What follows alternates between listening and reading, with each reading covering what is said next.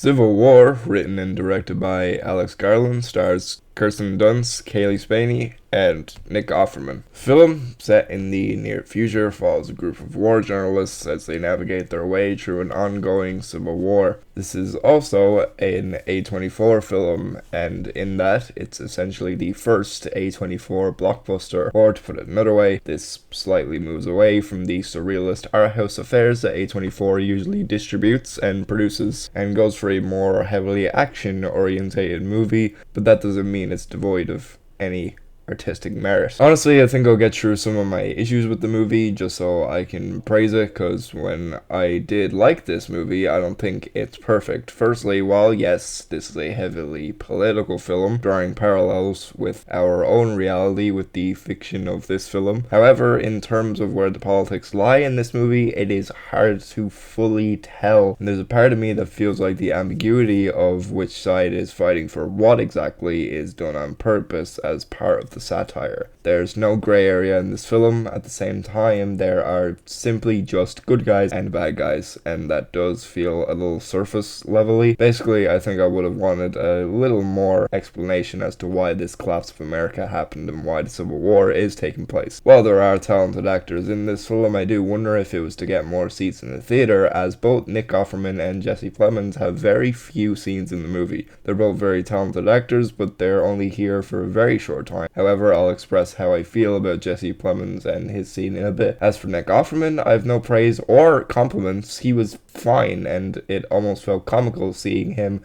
as the president of the United States. But I also find it hard to believe he would be a president who wouldn't be lovable. But again, the movie doesn't make him a fully fleshed out character, so we will never know what kind of person this character was. This next thing is very minor, but there was a moment in the movie where a missile goes off and blows something up, and special effects for some reason on only that moment in particular looked really bad, almost distractingly bad, but it was the only time I noticed something like this in the movie, so I only let it bother me a tiny bit.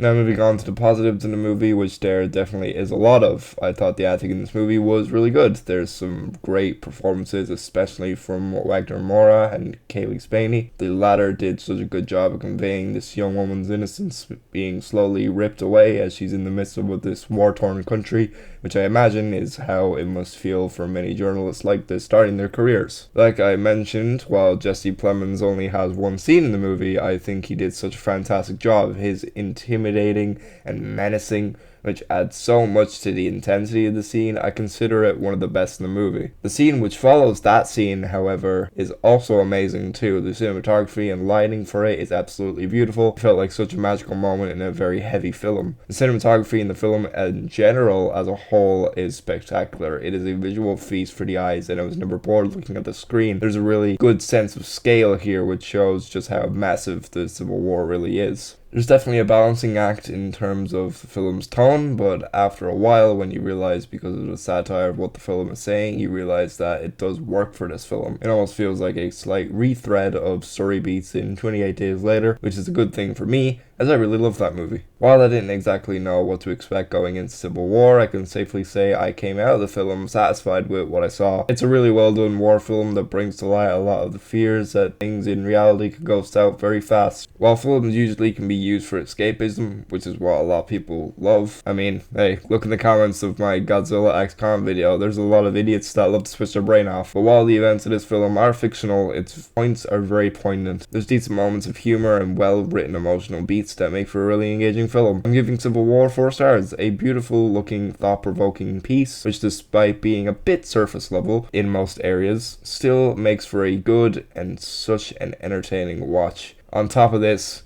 it's got a really kick-ass ending as well.